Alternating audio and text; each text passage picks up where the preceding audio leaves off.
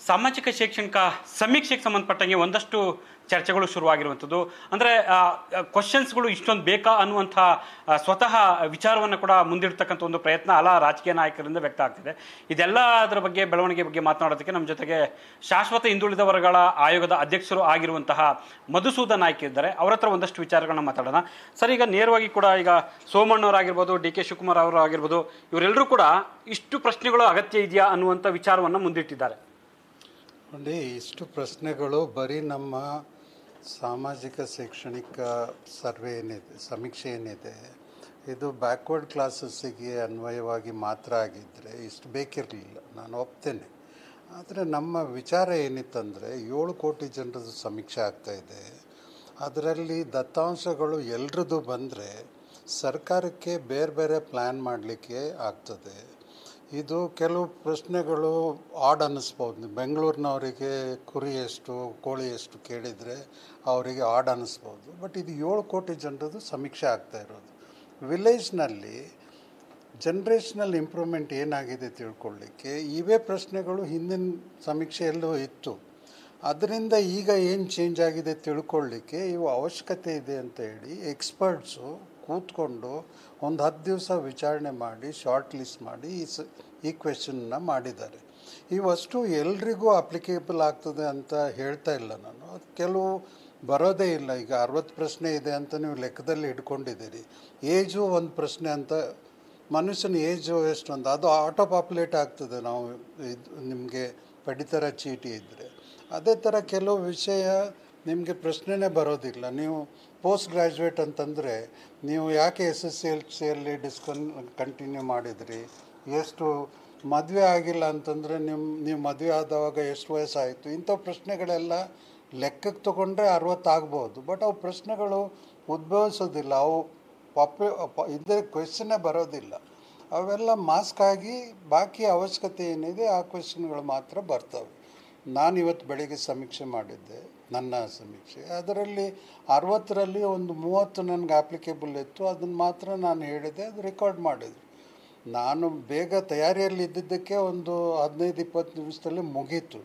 But ಜನರಿಗೆ ತಯಾರಿ ಮಾಡ್ಕೊಳ್ಳೋ ಅವಶ್ಯಕತೆ ಇದ್ರೂ, ಒಂದು ಸ್ವಲ್ಪ ವಿಚಾರ ಮಾಡಿ ಆನ್ಸರ್ ಕೊಡೋದಿದ್ರೂ ನನ್ನ ಪ್ರಕಾರ ಒಂದು 35-40 ನಿಮಿಷದಲ್ಲಿ ಆಗ್ಬೋದು. ಈಗ 10 ವರ್ಷದ ನಂತರ ಸಮೀಕ್ಷೆ ಮಾಡ್ತಾ ಇದ್ದೀರಿ. ನೀವು ಏನಾದರೂ ಒಂದು ಸಣ್ಣ ವಿಷಯಕ್ಕೆ, ಫಾರ್ ಎಕ್ಸಾಂಪಲ್ ನಾನು ನೋಡ್ತಾ ಇರ್ತೇನೆ ಸ್ಕೂಲ್ ಅಡ್ಮಿಷನ್ನಲ್ಲಿ ಪೇರೆಂಟ್ಸು 4 ಗಂಟೆ ಸ್ಕೂಲ್ ಮುಂದೆ ನಿಂತಿರ್ತಾರೆ ಅಪ್ಲಿಕೇಶನ್ ಫಾರ್ಮ್ ತೊಗೊಳ್ಳಿಕ್ಕೆ. ಯಾಕೆ? ದೇ ಥಿಂಕ್ ದಟ್ ಅವ್ರ ಮಕ್ಕಳಿಗೆ ಅವಶ್ಯಕತೆ ಇದೆ, ಅದಕ್ಕೆ ಕಷ್ಟಪಡಬೇಕು ಅಂತ. ಅದು ದಿವಸ ಸಮೀಕ್ಷೆ ಆಗೋದಿಲ್ಲ, 10 ವರ್ಷಕ್ಕೊಂದು ಸಲ ಆಗೋದು.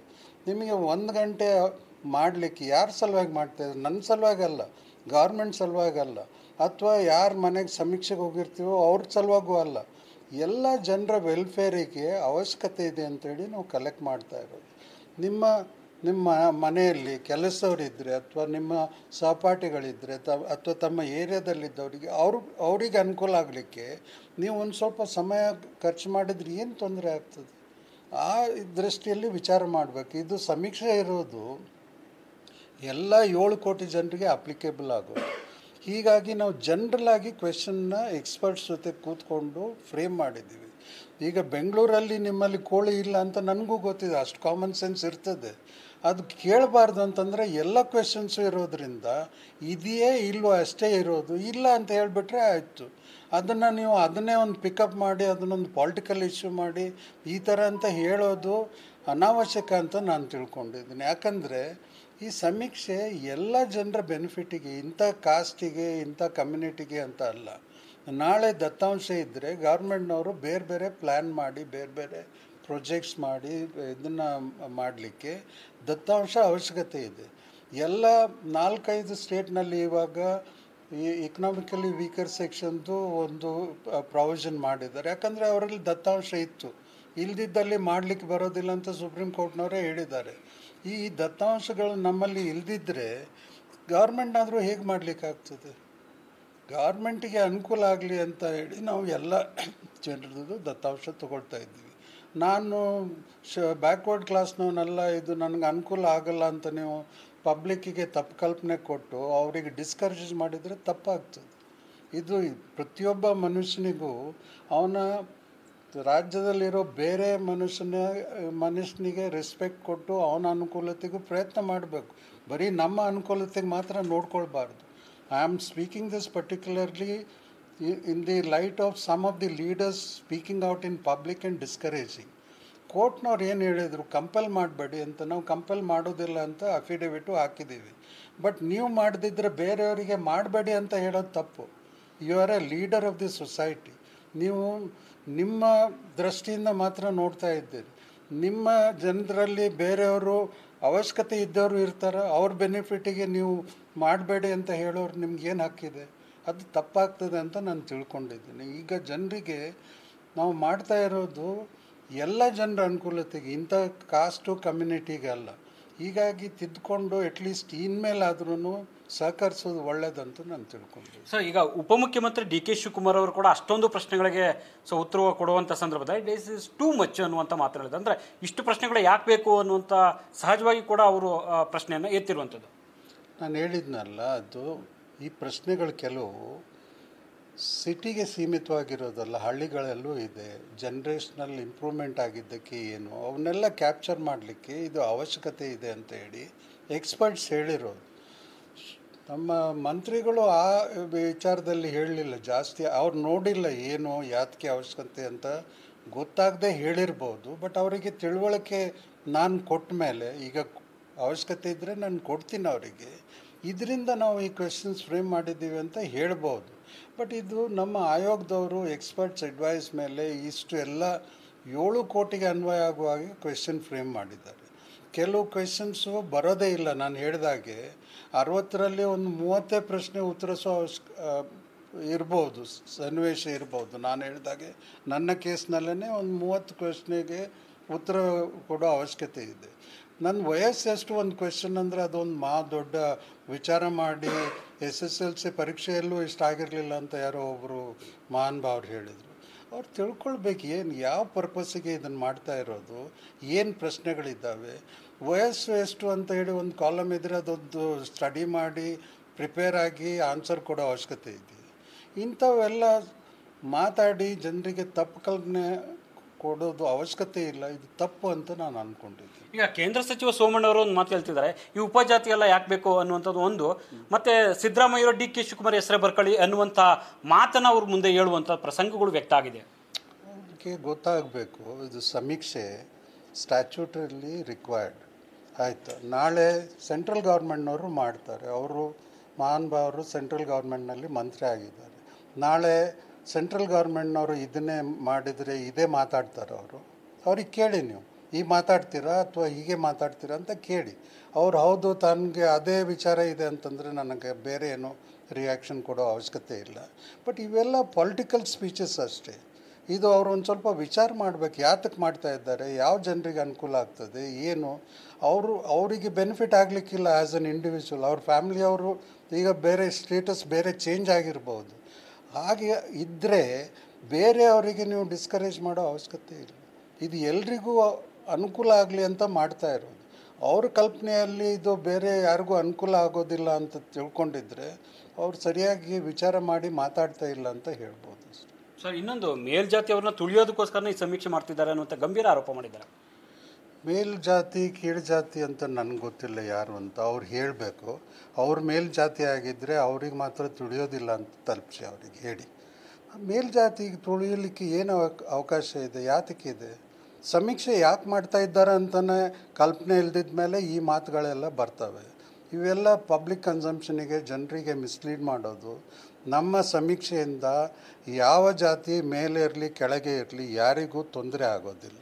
ಇದರಿಂದ ಗೌರ್ಮೆಂಟಿಗೆ ದತ್ತಾಂಶ ಸಿಕ್ಕರೆ ಪ್ಲ್ಯಾನ್ ಮಾಡಲಿಕ್ಕೆ ಅವಕಾಶ ಇದೆ ಅಂತ ಮಾಡ್ತಾ ಇರೋದು. ನಾನು ತುಳಿದ್ಬಿಟ್ಟು ಏನು ಅಚೀವ್ ಮಾಡಲಿಕ್ಕಿದೆ, ನನಗೇನು ಬೇರೆ ಕೆಲಸ ಇರಲಿಲ್ವ? ಇಲ್ಲಿ ನಾವು ಸ್ಟ್ಯಾಚ್ಯೂಟ್ರಿ ಅಥಾರಿಟಿ ಇರೋದ್ರಿಂದ ನಮಗೆ ಒಂದು ರೆಸ್ಪಾನ್ಸಿಬಿಲಿಟಿ ಇಂಟ್ರೆಸ್ಟ್ ಮಾಡಿರೋದ್ರಿಂದ ಅದರ ಪ್ರಕಾರ ನಾವು ಸಿನ್ಸಿಯರಾಗಿ ಮಾಡ್ತಾಯಿದ್ದೀವಿ. ಪಾಲಿಟಿಷಿಯನ್ಸಿಗೂ ನನಗೂ ಏನೂ ಸಂಬಂಧ ಇಲ್ಲ. ನಮ್ಮ ಗೌರ್ಮೆಂಟಿಗೆ ನಾನು ಕೆಲಸ ಮಾಡ್ತಾ ಇದ್ದೀನಿ ಅವ್ರ ಅನುಕೂಲತೆಗೆ ಅಂತ ಅವ್ರ ಕಲ್ಪನೆಯಲ್ಲಿದ್ದರೆ ಅದು ಆ ಪರಿಯಿಂದ ಅವರು ಪಾಲಿಟಿಕ್ಸ್ ಮಾತಾಡಿದರೆ ನನಗೆ I don't want to react to that. ಯಾಕಂದರೆ ನಾನು ಒಂದು ಸರಿ ಮಾತಾಡಿದರೆ ಅವರಿಗೂ ಹಾರ್ಶ್ ಆಗ್ಬೋದು, ಅವರಿಗೂ ಹರ್ಟ್ ಆಗ್ಬೋದು. ಅವ್ರ ಮಾತಿನಿಂದ ಭಾಳ ಹರ್ಟ್ ಆಗಿದೆ ನನಗೆ. ಬಟ್ ನಾನು ಸುಮ್ಮನೆ ಇರ್ತೀನಿ, ಅವಶ್ಯಕತೆ ಇಲ್ಲ. ಹಾಗೆ ಮಾತಾಡಿ ಜನರಿಗೆ ಮಿಸ್ಲೀಡ್ ಮಾಡಿ ಜನರಲ್ಲಿ ಡಿಸ್ಟ್ರಸ್ಟ್ ಮಾಡೋದು itself is a destructive effort. ಅದನ್ನು ಮಾಡಬಾರ್ದು ಅಂತ I can only appeal to him and request him, ತಾವು ಅವರಿಗೆ ಕನ್ವೆ ಮಾಡಿ. ಸರ್, ಇನ್ನೊಂದು, ಈಗ ಸಮೀಕ್ಷೆ ಮೊನ್ನೆ ಅಷ್ಟೇ ಕೂಡ ಬೆಂಗಳೂರಲ್ಲಿ ಆರಂಭ ಆಗಿರುವಂಥ ಒಂದಷ್ಟು ತಡವಾಗಿ ನಡೀತಿದೆ, ಕೆಲವು ಕಡೆ ಒಂದಷ್ಟು ಗೊಂದಲಗಳು ಟೆಕ್ನಿಕಲ್ ಆಗಿ ಆಗ್ತಿದೆ ಅನ್ನೋದು. ಹಾಗಾಗಿ ಇದನ್ನು ಮತ್ತೆ ಒಂದು ಸ್ವಲ್ಪ ದಿವಸ ಮುಂದೂಡಬೇಕು, ವಿಸ್ತರಣೆ ಮಾಡಬೇಕು ಅನ್ನುವಂಥದ್ದು ಕೂಡ ಒತ್ತಡಗಳು ಹೆಚ್ಚಾಗ್ತಿದೆ. ಒತ್ತಡಗಳು ಯಾರು ಕೊಡಬೇಕು? ನಮ್ಮ ಸಮೀಕ್ಷೆ ನಾವು ಎಷ್ಟು ದಿವಸ ಬೇಕು ಅಂತ ನಾವು ತೀರ್ಮಾನ ಮಾಡೋದು. ಅದರಲ್ಲಿ ಯಾವುದು ಹೀಗೆ ಇಂಥ ಟೈಮ್ ಲಿಮಿಟ್ ಯಾರೂ ಹಾಕಿಲ್ಲ, ನಾವೇ ಹಾಕ್ಕೊಂಡಿರೋ ಪ್ಲ್ಯಾನ್ ಮಾಡಿರೋದು ಇಷ್ಟು ದಿವಸದಲ್ಲಿ ಆಗ್ತದೆ. ರಜೆ ದಿನಗಳಿರ್ತವೆ ಟೀಚರ್ಸಿಗೆ, ಮಕ್ಕಳಿಗೆ ತೊಂದರೆ ಆಗೋದಿಲ್ಲ ಅಂತ 7ರಲ್ಲಿ ಮುಗಿಸ್ಲಿಕ್ಕೆ ಪ್ರಯತ್ನ ಮಾಡ್ತಾಯಿದ್ದೀವಿ. ಈಗ ನಿಮ್ಗೆ ತಿಳಿದ ಮಟ್ಟಿಗೆ ರಾಜ್ಯದಲ್ಲಿ ಸಾಕಷ್ಟು ಸರ್ವೆ ಆಗಿ ಆಲ್ಮೋಸ್ಟ್ 80-85% ಮುಗಿದಿದೆ ನನಗೆ ಗೊತ್ತಿದ್ದ ಮಟ್ಟಿಗೆ. ಈಗ 7ನೇ ತಾರೀಕಿನಲ್ಲಿ ಮೋಸ್ಟ್ಲಿ ಎಲ್ಲ ಆಗ್ಬೋದು, ಒಂದು 90% ಆದರೂ ಆಗ್ಬೋದು. ಅದಾದಮೇಲೆ ವೀಕೆಂಡಿಗೆ ಉಳಿದಿದ್ದನ್ನು ಮುಗಿಸ್ಬೇಕು ಅಥವಾ ಬೇರೆ ಏನು ಮಾಡಬೇಕು ಅಂತ ನಾವು ವಿಚಾರ ಮಾಡ್ತೀವಿ. ಬೆಂಗಳೂರಲ್ಲಿ ಶುರು ಆಗಿದ್ದೆ ಒಂದು 2-3 ದಿವಸದ ಹಿಂದೆ. ಯಾಕಂದರೆ ಅಲ್ಲಿ ಟೀಚರ್ಸನ್ನು ಭಾಳಷ್ಟು ನಾವು ಉಪಯೋಗಿಸ್ತಾ ಇಲ್ಲ, ಅವಕಾಶ ಇದೆ. ಗೌರ್ಮೆಂಟ್ ಸರ್ವೆಂಟ್ಸ್ ಇರೋದ್ರಿಂದ ಅವರಿಗೊಂದು ಸ್ವಲ್ಪ ಎಕ್ಸ್ಟೆಂಡೆಡ್ ಪೀರಿಯಡ್ ಆದರೂ ತೊಂದರೆ ಆಗೋದಿಲ್ಲ ಅನ್ನೋ ದೃಷ್ಟಿಯಿಂದ ನಾವು ಸ್ವಲ್ಪ ತಡವಾಗಿ ಶುರು ಮಾಡಿದ್ದೀವಿ. ಒಂದು ಸ್ವಲ್ಪ ಅಡ್ಮಿನಿಸ್ಟ್ರೇಟಿವ್ ಪ್ರಾಬ್ಲಮ್ಸು ಇತ್ತು, ಗ್ರೇಟರ್ ಬ್ಯಾಂಗ್ಳೂರ್ ಅಥಾರಿಟಿ ಆಗಿ ಅವ್ರದ್ದು ಎಲ್ಲ ಅಡ್ಮಿನಿಸ್ಟ್ರೇಟಿವ್ ಸೆಟಪ್ಪನ್ನು ರೆಡಿ ಮಾಡಲಿಕ್ಕೆ, ಹೀಗಾಗಿ ತಡ ಆಗಿ ಶುರು ಆಗಿದೆ. ಎಲ್ಲ ಸರ್ವೆಯಲ್ಲೂ ಇನಿಷಿಯಲಿ ಒಂದು ಸ್ವಲ್ಪ ಹಿಕಪ್ಸ್ ಇರ್ತದೆ, ತೊಂದರೆಗಳಿರ್ತವೆ, ಅವನ್ನೆಲ್ಲ ಅಡ್ರೆಸ್ ಮಾಡಿಕೊಂಡು ಮುಂದೆ ಹೋಗಬೇಕು. ನಾವು ಪ್ಲ್ಯಾನ್ ಪ್ರಕಾರ ಬೆಂಗಳೂರಲ್ಲೂ ಒಂದು 15-20 ದಿವಸದಲ್ಲಿ ಮುಗೀತದೆ. ಅದಾಗದಿದ್ದರೆ ಏನು ಮಾಡಬೇಕು ಏನು ಅಂತ ಎಲ್ಲ ವಿಚಾರ ಮಾಡಬೇಕು. ಇಂಥವು ಕೆಲವು ಪೊಲಿಟಿಕಲ್ ಲೀಡರ್ಸ್ ಯಾವುದೋ ಪೊಲಿಟಿಕಲ್ ಇಶ್ಯೂಗೆ ಡಿಸ್ಕರೇಜ್ ಮಾಡೋದ್ರಿಂದನೂ ತೊಂದರೆ ಆಗ್ತದೆ, ಅದಕ್ಕೇನು ಮಾಡಬೇಕು ಅಂತಲೂ ವಿಚಾರ ಮಾಡೋ ಪರಿಸ್ಥಿತಿ ಬಂದಿದೆ. ನಾವು ಪ್ರಯತ್ನ ಮಾಡ್ತಾಯಿದ್ವಿ. ಬೆಂಗಳೂರಲ್ಲೂ ನಾವು ಜನರಿಗೆ ತಿಳುವಳಿಕೆ ಬಂದ ಮೇಲೆ ಅವರು ಸಹಕಾರ ಕೊಡ್ತಾರೆ, ಅವರು ನಮಗೆ ಸರ್ವೆ ಮಾಡಿ ಮುಗಿಸ್ಲಿಕ್ಕೆ ಅನುಕೂಲ ಮಾಡಿ ಕೊಡ್ತಾರೆ ಅಂತ ತಿಳ್ಕೊಂಡಿದ್ದೀನಿ. ಸೊ ಇದಿಷ್ಟು ಕೂಡ ಶಾಶ್ವತ ಹಿಂದುಳಿದ ವರ್ಗಗಳ ಆಯೋಗದ ಅಧ್ಯಕ್ಷರಾಗಿರುವಂಥ ಮಧುಸೂದನ್ ನಾಯ್ಕ್ ಅವರ ಸ್ಪಷ್ಟವಾದ ಮಾತುಗಳು. ಕ್ಯಾಮ್ರಾ ಪರ್ಸನ್ ಮಂಜುನಾಥ್ ಜೊತೆ ಹರೀಶ್ ಕಾಕುಳ್, ನ್ಯೂಸ್ ಫಸ್ಟ್, ಬೆಂಗಳೂರು. ಪ್ರತ್ಯೇಕ ಹಿಂದೂ ಲಿಂಗಾಯತ ಧರ್ಮ ಸರ್ವೆ ಲಾಸ್ಟ್ ಟೈಮು ಅರ್ಜಿಗಳೆಲ್ಲ ಕೊಟ್ಟಿದ್ರು ಹಿಂದುಳಿದವರು, ಏನಂತ ಇದ್ರದ್ದು ಸಪ್ರೇಟ್ ಆಗಿ ಧರ್ಮ ಅಂತ ಕಾಲಮ್ ಕ್ರಿಯೇಟ್ ಮಾಡಿ ಅಂತ ಮಾಡಿದರೆ ಅನುಕೂಲ ಆಗ್ತದೆ, ಮಾಡಿದರೆ ಅನುಕೂಲ ಆಗ್ತದೆ. ಮಾಡಿದರೆ ಕಾನೂನು ವಿರುದ್ಧವಾಗಿ ಆಗ್ತದೆ. ಸೆಂಟ್ರಲ್ ಗೌರ್ಮೆಂಟ್ನವರು ಯಾವ ಧರ್ಮ ಅಂತ ನೋಟಿಫೈ ಮಾಡಿದ್ದಾರೆ, ನಾವು ಅದನ್ನು ಜೋಡಣೆ ಮಾಡಿಕೊಂಡು ಬರ್ಕೊಳ್ಳಿಕ್ಕಾಗೋದಿಲ್ಲ. ಬಟ್ ಅಲ್ಟಿಮೇಟ್ಲಿ ಎನಲೈಸ್ ಮಾಡುವಾಗ ಎರಡನ್ನೂ ಜೋಡಿಸ್ಕೊಂಡೇ ಮಾಡ್ಬೇಕು ತಾನೆ, ಹಾಗೆ ಸಪ್ರೇಟ್ ಮಾಡಲಿಕ್ಕೆ ಆಗೋದಿಲ್ಲ. ಅಥವಾ ಅವ್ರಿಗೆ ಸಪ್ರೇಟ್ ಮಾಡಿ ಮಾಡಬೇಕು ಅಂತ ನಮ್ಮ ಆಯೋಗದ ಎಕ್ಸ್ಪರ್ಟ್ಸ್ ಎಲ್ಲ ಹೇಳಿದರೆ ಆ ಸಮಯದಲ್ಲಿ ಅದನ್ನು ವಿಚಾರ ಮಾಡಿ ಮುಂದುವರಿಸ್ತೀವಿ. ಬಟ್ ಈಗ ಸರ್ವೆ ಟೈಮ್ನಲ್ಲಿ it makes no difference whatsoever. ಅವರಿಗೆ ಎರಡೂ ಬರೆಸ್ಲಿಕ್ಕೂ ನಾವು ಅನುಕೂಲ ಮಾಡಿ ಕೊಟ್ಟಿದ್ದೀವಿ. ಜನರು ಏನು ಬರ್ಕೊಳ್ತಾರೆ ಅದು ಬರೀಲಿ ಅಂತ.